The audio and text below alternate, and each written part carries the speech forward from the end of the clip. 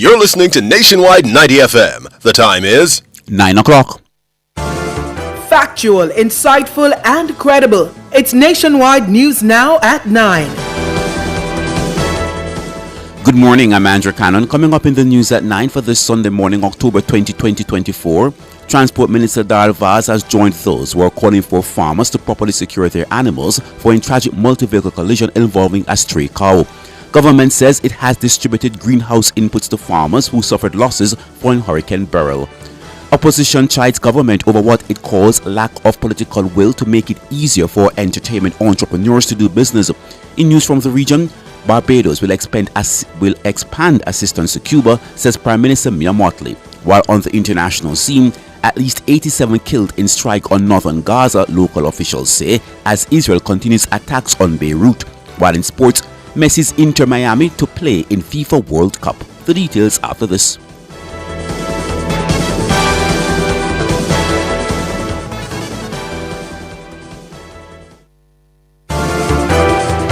If it's news, it's got to be Nationwide 90 FM. The Minister of Science, Energy, Telecommunications and Transport, Darrell Vaz, has joined those who are calling for farmers to properly secure their animals as a means of improving the safety of the nation's roads. Minister Vaz's call comes against the background of a tragic multi-vehicle collision involving a stray cow that claimed the life of 21-year-old Valentine Bailey. The accident occurred on Tuesday, October 15, 2024 in New Bowens, Clarendon. The minister notes that the accident highlights the significant dangers posed by unsecured animals on the nation's roadways. According to the minister, the incident is a stark reminder of the potentially fatal consequences when animals are left unsecured near roadways.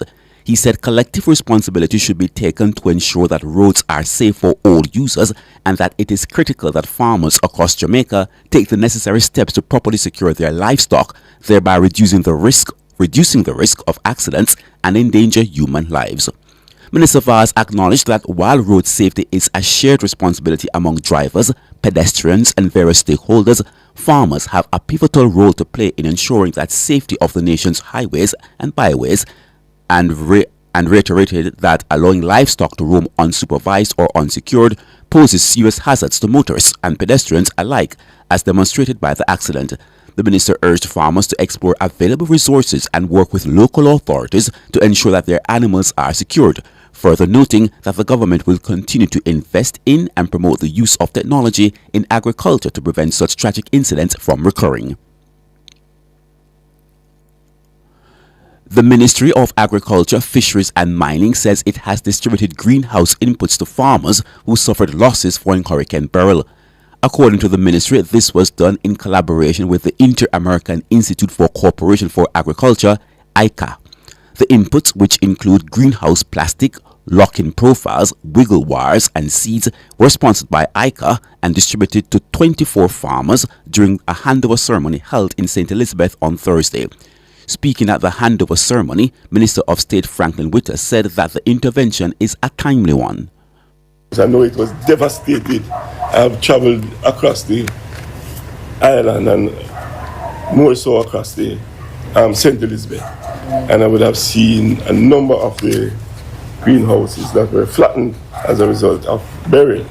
So this kind of intervention, I believe, is very, very timely. Minister Witter also highlighted the importance of greenhouse farming to agriculture in Jamaica, emphasizing its role in helping the nation adapt to climate change. Just want to say that the benefits of greenhouse farming to agriculture in Jamaica is very, very important, especially as we seek to adapt to climate change. I think greenhouse farming is one of the areas that we really have to put some interest in as we seek to respond to the issue of climate change and global warming. Franklin Witter, Minister of State in the Ministry of Agriculture, Fisheries and Mining. He also expressed gratitude to ICA for its generosity and swift response to the ministry's call for support. Meanwhile, State Minister for Agriculture and Fisheries Franklin Witter also informed that starting next week, the Ministry of Agriculture will begin distributing the first portion of $165 million worth of support to assist greenhouse farmers. He noted that the greenhouse sector in particular suffered immense damage as a result of Hurricane Beryl. Our greenhouse sector in particular suffered about 688,000 square feet of damage, affecting over 200 and odd greenhouse farmers. This damage is estimated to be about $856 million. And over 200 farmers were affected. He says the funds allocated for the farmers will be used to provide a number of material. The total support that the ministry is allocating for greenhouse farmers is approximately $165 million and will be used towards providing materials such as UV treated plastic, antiviral mesh, locking profile and wiggle wire. So these are some of the things that we are procuring to be handed to our greenhouse farmers. Franklin Witter, Minister of State in the Ministry of Agriculture, Fisheries and Mining.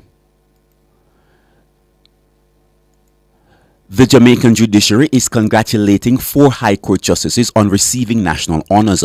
The honorees are Justice David Batts, Evan Brown, Bertram Morrison, and Lorna Shelley Williams, who will be recognized for their exemplary contributions to the development of the judiciary.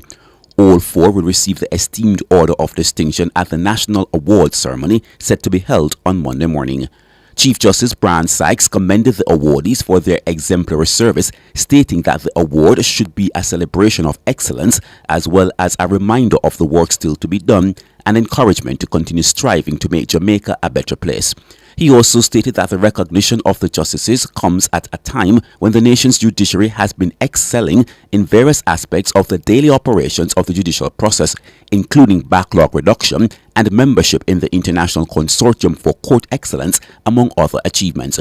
The judiciary of Jamaica says they are proud of the outstanding contributions made by the justices and their achievements, which reflect the high standards of judicial excellence and public service. Opposition spokesperson on Culture and Creative Industries CCI, Dr. Deborah Hicklin Gordon, says there is a current lack of political will to make it easier for entertainment entrepreneurs to do business. She is therefore urging the government to make greater efforts to support cultural and creative entrepreneurs who she says have complained bitterly that they are not held in the same regard as other business proprietors. In a release yesterday morning, the CCI spokesperson stressed that systems must be put in place to ensure that rules and regulations are evenly and professionally applied, particularly in the night economy. As a potential solution, she pointed to opposition leader Mark Goulding's recent commitment to the interministerial establishment of a single authority intended to create systems and streamline processes across the relevant government entities with the goal of ensuring greater efficiency and communication in regulating events. Dr. Hicklin Gordon says a modern culture and creative economy policy and regulations that cut across the expressions and economic sectors of the cultural economy are long overdue. And now to news in the region. The government of Barbados will be expanding the level of assistance and cooperation it currently gives to Cuba, Prime Minister Mia Mottley has announced. At the Barbados Labour Party's 85th annual conference held at Christchurch Foundation School, Prime Minister Mottley told party supporters that in light of the ongoing trade challenges Cuba faces due to U.S. sanctions, Barbados will take on a greater role in offering assistance wherever possible. Mottley told Barbadians to reflect on the help that was given by 100 nurses and doctors during the height of the COVID-19 pandemic. She also said the continued declaration of Cuba as a state sponsor of terrorism is an act against the people of Cuba, but also the people of the Caribbean civilization, and Bajans will not stand idly by and do nothing. To news now on the international scene, at least 87 people were killed in Israeli strikes in the city of Beirut, that should be Beit Lahia, in northern Gaza, the Strip's Hamas-run authorities say. Israel says it's checking reports of casualties and accused Hamas authorities of sharing exaggerated figures. Meanwhile, in Lebanon, Israel also resumed airstrikes on what it said were Hezbollah targets in Beirut's southern suburbs, where residents were ordered to evacuate early on Sunday. Let's now turn to sports. Major League Soccer side Inter Miami have been named as the latest addition to the FIFA World Club World Cup in 2025.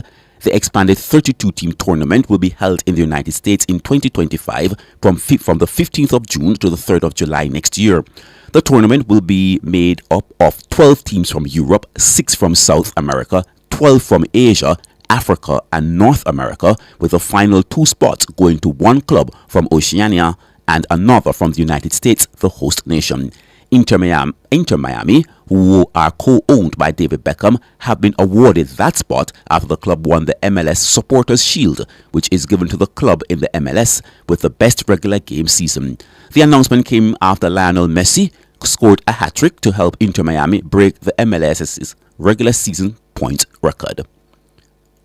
And now for a recap of the top stories making the news at 9. Transport Minister Darl Vaz has joined those who are calling for farmers to properly secure their animals following tragic multi-vehicle collision involving a stray cow. Government says it has distributed greenhouse inputs to farmers who suffered losses following Hurricane Beryl. Opposition chides government over what it calls a lack of political will to make it easier for entertainment entrepreneurs to do business. You can find the news on our website at nationwideradiojm.com and on the Nationwide app available on Google Play and the App Store. Use it next at midday, but coming up next is Urban Paradise with Diane Ashton Smith.